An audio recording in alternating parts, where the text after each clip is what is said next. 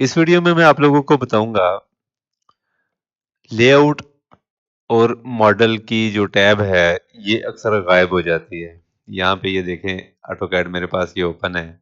ठीक है, इसमें ये यहाँ पे देखें लेआउट का या मॉडल का ऑप्शन नजर नहीं आ रहा।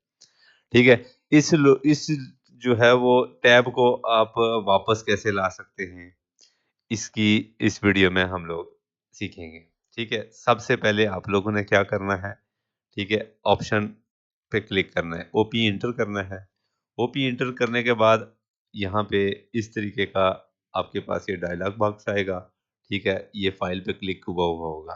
ठीक है, आपने क्या करना है, डिस्प्ले के ऊपर क्लिक कर देना है। डिस्प्ले के ऊपर क्लिक करने के बाद आप यहाँ पे नीचे देखेंगे लेआउट एलिमेंट्स। ठीक है, ये लेआउट एलिमेंट्स के ऑप्शन में जाके ये है display layout and model tab. ठीक है, आप यहाँ पे टिक करेंगे।